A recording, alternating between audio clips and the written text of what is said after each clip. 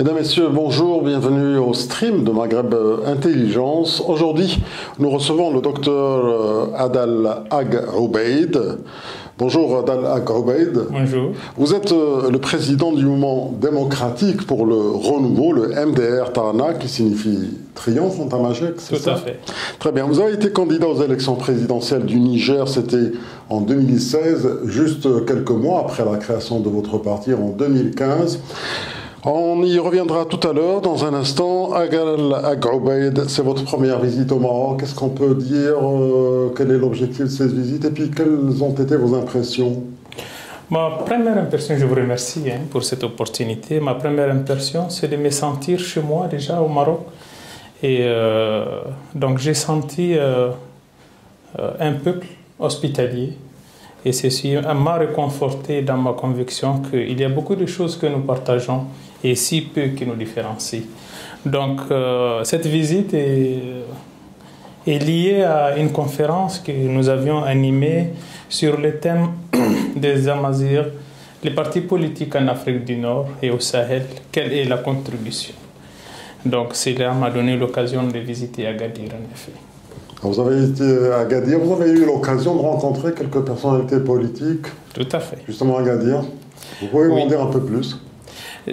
C'était à l'occasion du festival Timtar. Nous avons eu l'occasion de rencontrer un frère, Aziz Akhnouch. Et c'était un président plaisir. du RNI. Tout à fait. Donc c'était en réalité une double rencontre. Une rencontre culturelle, mais également une rencontre politique, dans laquelle il était clair que ce que nous partageons, encore une fois, est de loin plus grand que ce qui nous sépare. Les pistes ont été discutées? Pas encore, je pense que le temps fera le travail parce que c'était assez court comme rencontre. Le but était plus symbolique, c'était de montrer notre proximité au-delà des frontières. Alors, on va revenir justement à votre parti. Alors, le parti MDR, on peut dire qu'il n'est ni affilié ni à l'opposition, ni à la majorité présidentielle. Vous êtes au centre de l'échiquier politique du Niger. Tout à fait, bien que je dois vous informer qu'on a légèrement glissé vers l'opposition pour des raisons évidentes, puisque le président actuel du Niger arrive à la fin de son deuxième mandat. Donc nous ne sommes pas loin des élections et compte tenu de certains durcissements du régime, il fallait prendre position du côté de ce que nous croyons être la défense de l'état de droit, qui aujourd'hui est un peu en souffrance au Niger. Alors vous êtes parti aux élections en 2016, c'était juste quelques mois après la création de votre parti. Là vous allez remettre ça pour les prochaines élections. Vous êtes candidat à la présidence. Tout à fait, tout à fait. Maintenant, nous sommes beaucoup plus mûrs que la première fois. La première fois, comme vous l'avez si bien dit, ça s'est passé à peine 5 mois après la création du parti. Malgré cela, sur presque une centaine de partis, le MDR Tarna est arrivé au niveau numéro 10, ce qui montre un grand rêve au niveau, en tout cas une intention, une volonté du peuple nigérien qui est très jeune, à changer et aller vers quelque chose de plus tolérant, de plus ouvert, de plus, en termes de gestion des biens publics aussi, de quelque chose de plus orthodoxe. Alors, votre parti est en grande majorité constitué de jeunes. Il prône la troisième voie. Est-ce qu'on peut dire celle de la transition générationnelle? Tout à fait. Il y a une expression que nous avons au Niger qu'on appelle rupture générationnelle. En réalité, cette rupture générationnelle n'est pas une rupture d'âge, c'est une rupture dans le comportement politique. Et la jeunesse nigérienne, le Niger est un pays très très jeune. Cette jeunesse a envie de rompre avec ses habitudes politiques caractérisées par la corruption et la gabegie. Donc la troisième voie propose cela ensemble. Alors comment pensez-vous, bien que vous soyez un parti tout jeune, impacté de la chose politique au Niger, est-ce que vous allez faire des alliances ou vous n'allez pas partir tout seul la prochaine fois? L'idéal, c'était qu'on parte ensemble. Tout seul, ce n'est jamais... Avec qui ensemble? Ensemble avec des partis avec lesquels nous partageons cette vision de la chose publique, cette vision de la... mais également des relations internationales de cette Afrique qui est en train de s'unir, mais qui doit faire face à un certain nombre d'idéologies qui veulent niveler, qui veulent uniformiser un monde pourtant qui n'est plus riche que lorsqu'il est différent et pluriel. Adel Ag Obeid, on dit des fois que votre parti est un parti communautaire. Qu'est-ce que vous en pensez? Quelles sont vos réponses? Vous dites que ce sont les armes émotionnelles des autres et des adversaires? Non, c'est en réalité parce que nos adversaires n'ont plus d'arguments sérieux. C'est pour la seule raison qu'ils peuvent dire que c'est un parti communautaire. Nous avons dépassé cela. Nous pensons que et le peuple nigérien dans sa globalité a dépassé ce genre de clivage. Et c'est sur quelque chose, d'ailleurs, on va revenir. Nous avons opté pour une vision politique plurielle dans laquelle les cultures plutôt s'additionnent au lieu de se soustraire. Donc, vous êtes loin de ces replis identitaires, qu'on peut le dire? Je pense qu'on peut le dire. Au Niger, nous avons quand même avancé. Il y a une vingtaine d'années, nous avons fait le choix d'aller les uns vers les autres pour construire ce Niger qui, de toute façon, certes est un fait colonial, mais un fait, certainement. Et donc, nous avons fait le choix d'aller les uns vers les autres pour construire ce Niger pluriel et tolérant et qui regarde vers l'avenir et qui ne se referme pas. Je l'ai toujours dit, lorsque une société ou un peuple se referme, quelque part, il est sur le chemin du suicide. Au départ, c'est un parti quand même qui prônait la défense de la culture touareg. Il défend la culture touareg parce que je suis touareg. C'est sa base identitaire, on peut le dire comme ça? En réalité, il y a des projections qui ne sont pas tout à fait qui ne s'inscrivent pas dans le fait.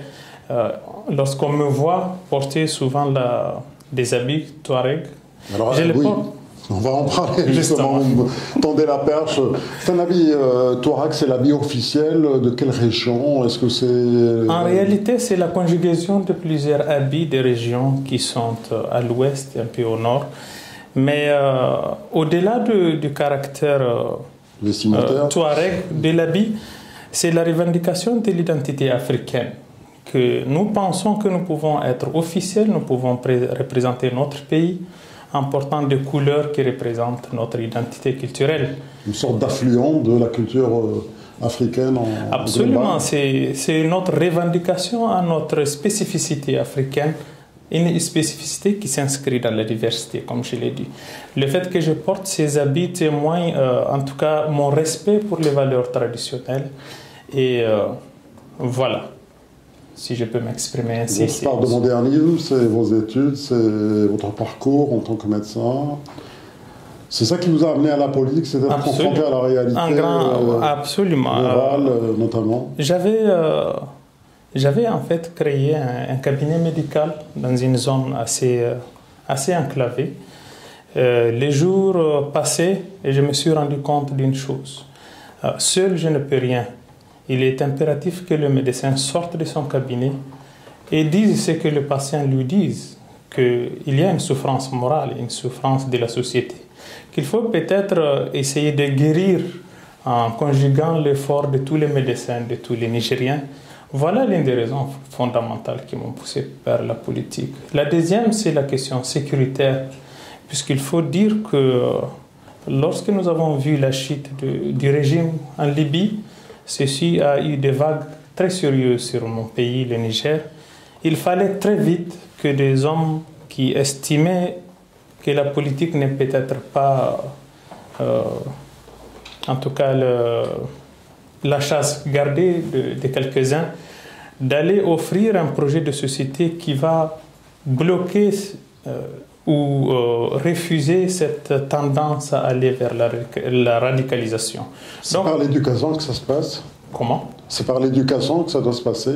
Absolument. Il y a l'éducation, mais il y a aussi l'exemple des leaders qui doivent avoir un discours de tolérance et mettre peut-être un terme à ces discours souvent très passionnés qu'on retrouve dans ceux qui portent les discours identitaires. Il est si passionnant. Un peu. Comment? Discours incendiaires? Absolument. Les discours incendiaires ont un résultat très fâcheux, très triste. Ils enflamment les meilleurs d'entre nous qui vont y croire et qui finiront ou bien en prison ou bien morts. Or, ces très belles personnes, nous avons besoin d'eux vivants Nous n'avons pas besoin de martyrs, nous avons besoin des hommes qui sont vivants et qui vont montrer que nous sommes capables de vivre ensemble. Donc ici, j'attire l'attention, et je l'ai fait au Niger, sur la responsabilité des leaders, à ne pas faire des discours incendiaires qui, au finish, nous font perdre la crème des crèmes. Adel Ag Obeid, vous venez de le dire, le Sahel, ou pour reprendre un peu cette terminologie courante, la bande sahélo-saharienne est confrontée à une crise de sécurité sur certaines de ses frontières, avec cette montée islamiste, avec des connexions avec les narcotrafiquants, la contrebande, la traite d'êtres humains. Quelle lecture vous en faites aujourd'hui à ce moment T? Je dois dire que le Niger est emblématique de ce que vous venez de décrire. Un pays africain situé dans le Sahara en grande partie, il doit faire face à ces défis à la fois sécuritaires, idéologiques, économiques, climatiques, j'allais dire, qui nous ont poussés à offrir des propositions, en tout cas à en faire à nos interlocuteurs, qu'ils soient bien sûr nos compatriotes, mais également les nations qui sont autour de nous, dont le Maroc. Et c'est peut-être aussi l'une des raisons de mon voyage, c'est de dire aussi au Maroc que peut-être nous pouvons conjuguer nos efforts. L'influence de la migration est très sérieuse. L'Observatoire africain va être installé ici au Maroc. Absolument. Et voilà, tout ceci montre bien qu'il y a une convergence de vues sur les grands défis de notre siècle. Et pour revenir sur l'aspect sécuritaire, le Niger est au carrefour de son histoire. Si nous ne réussissons pas la transition démocratique dans les 2 années à venir, c'est un pays qui risque de sombrer. Et lorsque le Niger sombre, qui est un pays stratégique, c'est un verrou qui saute en Afrique de l'Ouest. Et compte tenu, pour revenir au Maroc, du regard marocain maintenant sur l'Afrique de l'Ouest, il est peut-être très important que les décideurs du Maroc, les intelligences marocaines, sachent que le Niger, sa stabilité quelque part jouera en faveur de la stabilité du Maroc.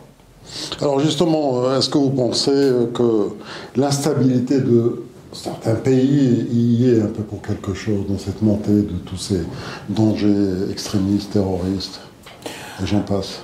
Je pense que lorsque la Libye a été déstabilisée, ceci a provoqué un déplacement du centre de gravité, ou en tout cas l'œil du cyclone de la radicalisation liée ou à l'islam ou à autre chose, mais il y a une radicalisation très sérieuse au niveau du Sahel. En portant avec elle, bien sûr, beaucoup d'armes. Énormément d'armes. Et cette radicalisation religieuse est venue se greffer à souvent certaines contradictions ethno-linguistiques et culturelles dans le bassin du Niger, et donc sur cette bande du Sahel, qui sont des défis majeurs, aussi bien pour le Niger, mais sur lesquels le Niger aura besoin de ses amis proches et lointains. Donc ici, nous réaffirmons le rejet absolu de notre parti de toute forme d'extrémisme religieux, et c'est pour cela que nous avons toujours dit que le meilleur ciment de la cohésion reste la culture et le dialogue, est un discours du vivre ensemble. Qu'est-ce qui représente aujourd'hui le plus grand danger dans cette bande du Sahel? AQMI, Daesh, Boko Haram, c'est assez des complexe. mouvements un peu cellulaires? C'est assez complexe parce que la différence AQMI, Moujao ou Ansaruddin, et quand vous êtes au Sahel, ça relève de l'intellectuel, ça relève de la contemplation. En pratique, ils ont la même idéologie et ils semblent être transnationaux. C'est à ce point-là que nous devons donc conjuguer nos efforts, nous aussi, et aller au-delà de nos frontières pour qu'on discute et qu'on trouve une solution. Les dangers majeurs, c'est cela. Mais il y a une conjugaison entre ces extrémistes et ces terroristes avec les narcotrafiquants, avec les trafiquants d'armes. Et finalement, puisque les routes de la caravane sont millénaires, il faut ajouter à cela les trafiquants des migrants. Donc c'est un problème à la fois complexe, mais qui semble avoir une unité dans le temps. Est-ce qu'à danger global, il faut une réponse globale? Nous pensons qu'il faut une concertation globale. Il faut une concertation globale, donc une solution de conjugaison. Le Maroc a un rôle à jouer dans cette réponse globale? Je pense que oui, le Maroc doit jouer ce rôle. Le Maroc, compte tenu de certaines positions récentes du roi, mais également des Marocains, ce regard vers l'Afrique nous réconforte, nous autres qui sommes au Sahara. Ça signifie que le Maroc se réapproprie quelque part son histoire et que la construction de ce pont au-delà du Sahara est la clé non seulement du développement du Maroc, mais de la stabilité du Maroc. Est-ce que vous pensez qu'il y a des influences, entre guillemets, néfastes de certains pays limitrophes qui exacerbent la situation aujourd'hui, sécuritaire? Il faut comprendre que le Sahel est un théâtre dans lequel les puissances, qu'elles soient régionales ou parfois lointaines, chacune de ces puissances défend ses intérêts. Souvent, je pense que c'est très souvent lié d'ailleurs à un problème de communication, puisque au final, nos intérêts, c'est la stabilité de nos nations. Nous avons toujours lancé cet appel au dialogue et à la conjugaison de nos efforts. Certainement que les puissances régionales ont un rôle qui devient négatif parce qu'ils n'ont pas utilisé les bons canaux pour servir plutôt le développement au lieu du strict intérêt, j'allais dire, géostratégique qui n'est pas fédérateur parfois. Est-ce qu'on joue également de la part de ces États sur ces différences ethno-linguistiques? En grande partie, ils jouent sur ça. Ils jouent aussi sur la pauvreté. Ils jouent sur le fait que le Niger, entre autres, ce sont des pays très fragiles, très faibles, où une pression d'un pays un peu plus grand qu'eux a parfois des conséquences assez désastreuses. C'est pour ça qu'il serait opportun que, par exemple, pour revenir sur le Maroc, que le Maroc vienne aussi en tant qu'une valeur ajoutée à cet ensemble dans lequel, de toute façon, même si le Maroc ne vient pas, cette question du Sahel et du Sahara viendra se poser au Maroc. C'est quelque chose auquel le Maroc ne peut pas ne pas s'impliquer. Il y a d'ailleurs justement une sorte de déplacement de ce danger terroriste dans le Sahel, un peu plus vers le nord, un peu plus vers vos frontières. Une sorte de croissant qui est en train de se dessiner aujourd'hui. C'est lié au fait que c'est le Sahara. Le Sahara, il prend la forme que vous lui donnez. Le Sahara peut être source de vie et de paix, autant qu'il peut servir de voie de trafic, mais également de cache pour ceux qui ont une idéologie, en tout cas périphérique, qu'ils veulent imposer à tout prix. Donc le Sahara, c'est à nous de lui donner la forme. Il fut longtemps, et au Niger en particulier, source de rêves pour des sociétés, par exemple occidentales. Malheureusement, le temps aujourd'hui a fait du Sahara ce qu'il n'a jamais voulu être. Le Sahara est un pont, il ne sépare pas. Alors, Obeid, est-ce que l'opérationnalisation du G5 Sahel, lancé en novembre 2015, pour vous c'est un processus laborieux? C'est une excellente question parce que le G5 pose des soucis, nous pensons, parce qu'il part sur un principe qui doit être revu. Il y a 5 armées pas très cohérentes entre elles et qu'il va falloir conjuguer sur une bataille sur laquelle je pense que tous les points n'ont pas été éclaircis quant à la solution. Donc si nous avons 5 nations, chacune ayant un agenda relativement propre, et donc il y a une certaine cacophonie qui mériterait qu'on se réassoie et qu'on revoie vraiment la méthode, puisque la communication, la solution en plus au niveau du Sahel n'est pas militaire, elle est de l'ordre de l'économique, elle est de l'ordre du développement, parce que c'est là qu'il faut tarir l'argumentaire de ceux qui veulent cette société nivellée, cette société uniformisée. Nous pensons que c'est là qu'il faut tarir leur argumentaire, dans le développement. dans le développement. Justement, Obaid, est-ce que l'urgence d'agir aujourd'hui contre le terrorisme qui se renforce dans cette région sahélienne, est-ce qu'elle est un peu sacrifiée sur l'autel d'une lutte d'influence entre les pays donateurs? Nous pensons que oui, et c'est bien dommage parce que lorsque le calcul entre griffes personnelles des nations prime sur l'intérêt général de la communauté internationale, nous nous retrouvons dans une situation de paralysie.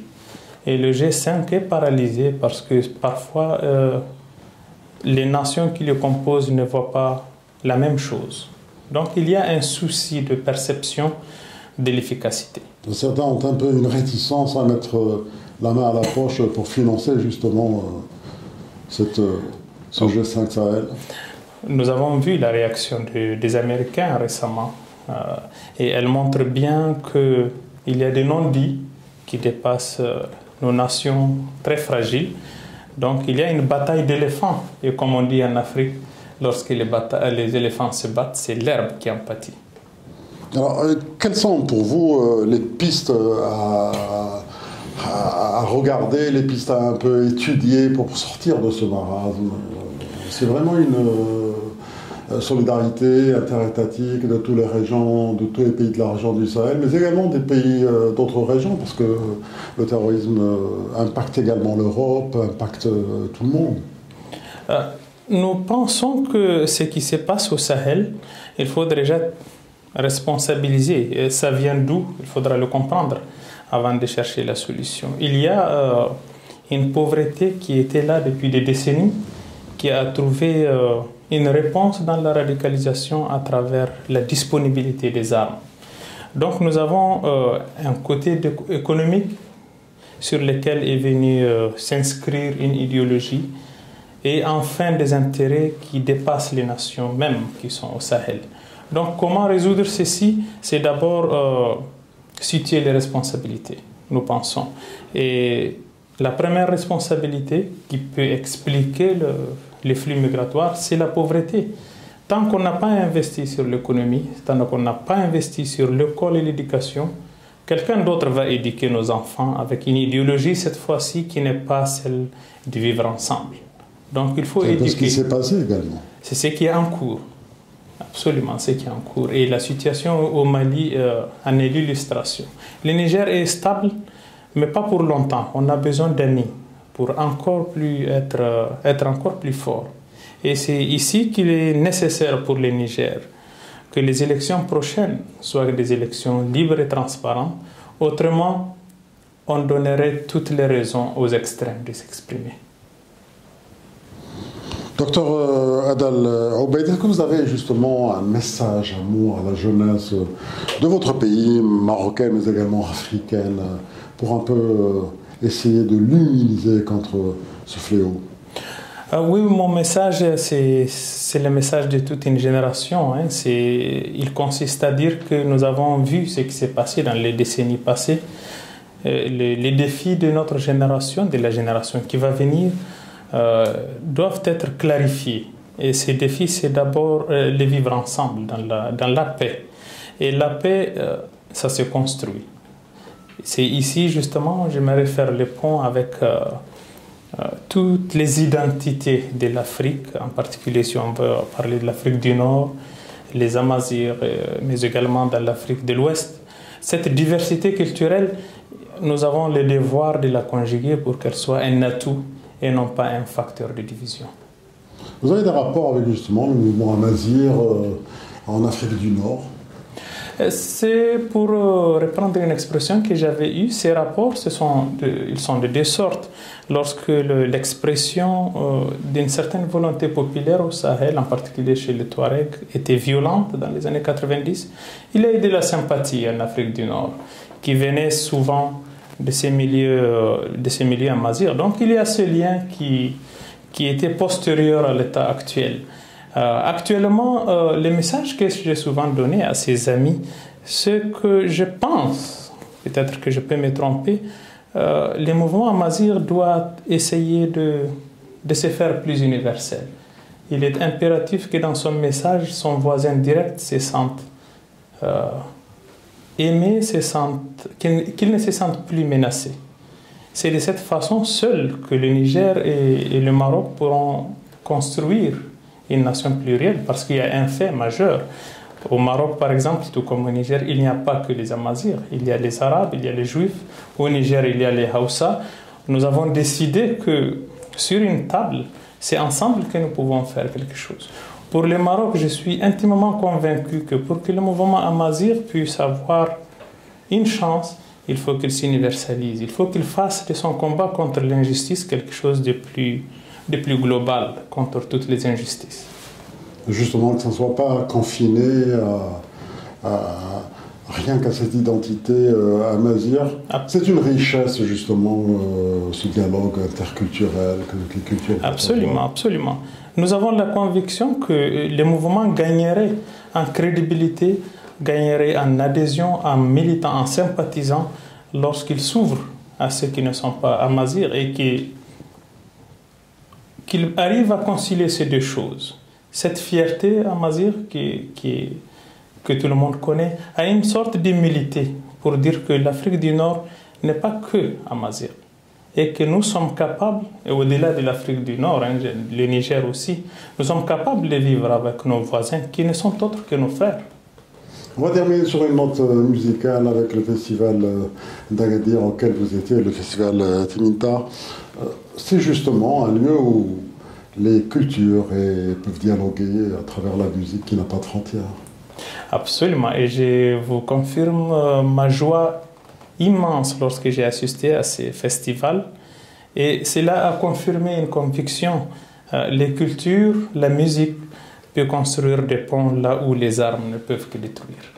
Je vous remercie infiniment, Dr Adal Ag Obeid. Je rappelle que vous êtes président du mouvement démocratique pour le renouveau, le MDR Tarna du Niger, et que vous avez été candidat aux élections présidentielles. C'était en 2016 et vous nous l'aviez dit, vous serez candidat lors des prochaines élections présidentielles. Je vous remercie infiniment d'avoir été avec nous. Merci d'avoir répondu à l'invitation de Maghreb Intelligence, le stream Maghreb Intelligence. Merci beaucoup.